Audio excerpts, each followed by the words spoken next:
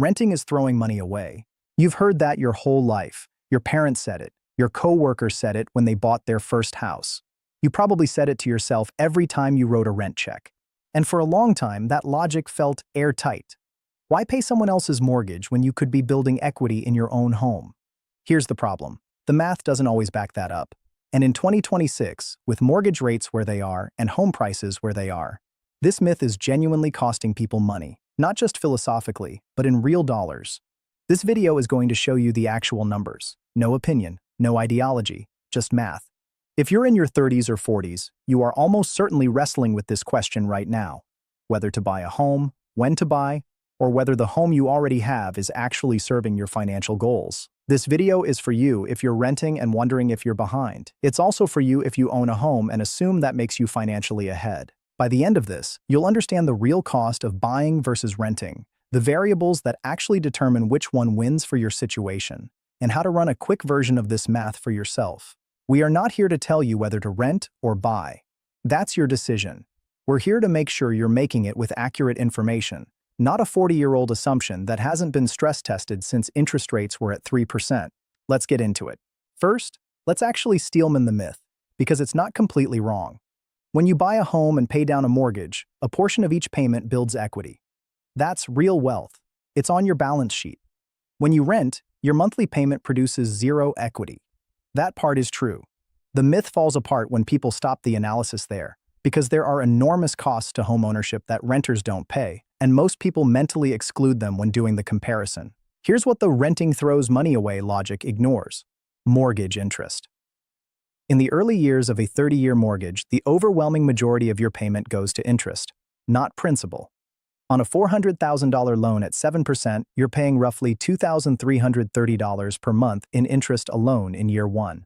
That money does not build equity. That money is gone. Renters sometimes call this the bank's rent. Property taxes. The national average property tax rate is around 1.1% of assessed value. On a $450,000 home, that's roughly $4,950 per year, $412 per month. That builds zero equity and disappears entirely. Maintenance and repairs. The standard rule of thumb is 1 to 2% of your home's value per year. On a $450,000 home, that's $4,500 to $9,000 annually. You will spend this money, not every year, but averaged over time. Yes. Homeowners insurance, HOA fees, PMI if applicable. These are real costs. Now add it up. On that $450,000 home with a 20% down payment, a 30-year mortgage at 7%, standard property taxes, insurance, and maintenance, your true monthly cost of ownership is closer to $3,600 to $4,000 per month. The renter in that same city paying $2,200 per month in rent, they are not throwing money away. They have $1,400 to $1,800 per month that the homeowner does not. The question is, what do they do with it? Here's a number that surprises most people. According to a 2024 analysis by the National Association of Realtors, monthly mortgage payments on a median-priced home are now 52% higher than the median monthly rent on a comparable unit. That gap is near a historic high. Let's do an actual comparison. Two people, same city, same income, different housing decisions.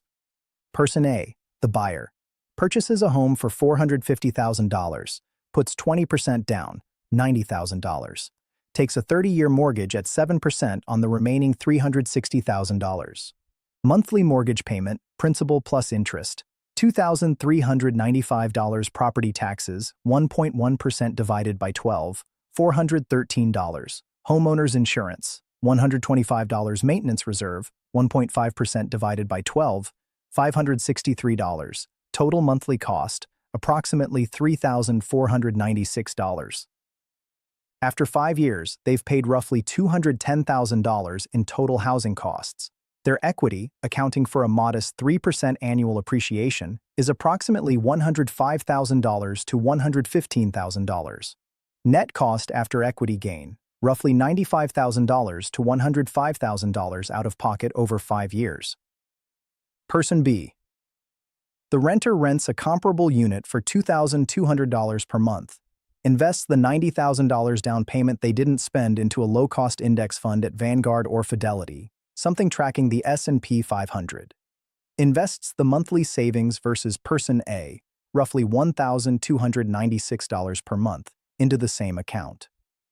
After 5 years, assuming a 9% average annual return, roughly the S&P 500's long-run average, their portfolio is worth approximately $220,000 to $235,000. The renter is not behind. In this scenario, over 5 years, the renter has built more liquid, accessible wealth than the buyer. Now, does that mean renting is always better? No. This math changes significantly based on 3 things. 1. How long you stay. The longer you own, the more the appreciation and equity accumulation compounds. If person A stays in that home for 20 years, the math often flips. Ownership wins, depending on the market. 2. What market you're in. In San Francisco, New York, or Miami, rent is often nearly as high as the mortgage. The gap shrinks or disappears. In markets with moderate home prices and high rent, buying can make more sense sooner. 3. What the renter actually does with the difference. This is the critical variable that almost nobody talks about. The renter in this scenario wins, but only if they invest the difference. If the $1,300 per month gets absorbed into lifestyle spending, the renter builds nothing. The homeowner, through forced savings via their mortgage, ends up ahead by default. Homeownership is a wealth-building tool for many people specifically because it's forced savings. That's real, and it matters.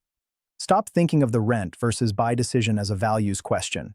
Responsible adults own homes. Start treating it as a math question. Given your timeline, your market, your discipline, and your alternatives, which option produces more net worth after 10 years? That's the only question worth asking. Context matters here because the numbers in 2026 are notably different from 2019 or 2012. Mortgage rates. After peaking above 8% in late 2023, the 30-year fixed rate has settled in the 6.5 to 7.5% range through much of 2025.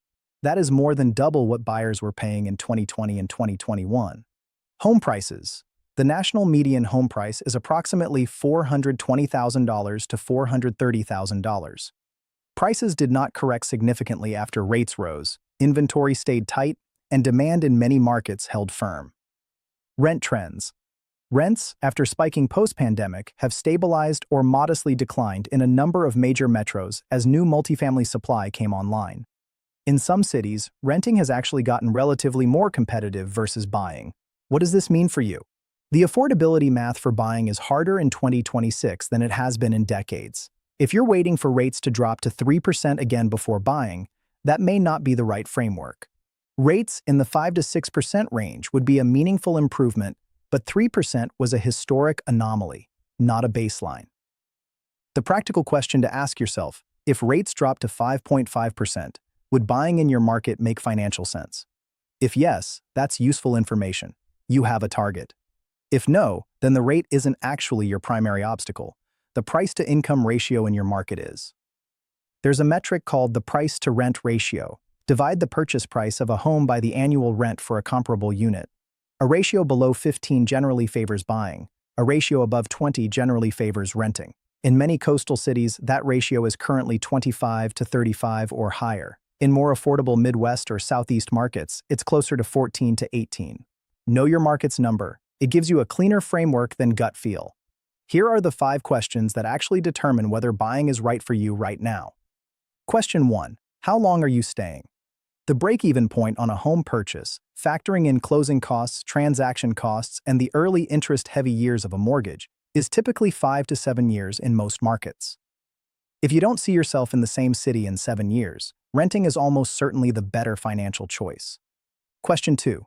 Can you comfortably afford it? Not just technically qualify for it? Lenders will approve you for more than you should probably spend. A standard mortgage approval will often push your total housing costs to 28 to 36% of your gross income. That's a ceiling, not a target. If your total housing cost is going to exceed 25% of your take-home pay, ownership puts meaningful pressure on every other financial goal: retirement contributions, emergency fund, investing. Build that into the calculation. Question 3. Do you have the down payment and an emergency fund? Both? Depleting your savings to hit 20% down and then having zero cash reserves is a risk that is easy to underestimate. Homes break, job situations change. The buyers who regret their purchase most often are the ones who were tapped out from day one. Question 4. Is your income stable? Renting gives you flexibility.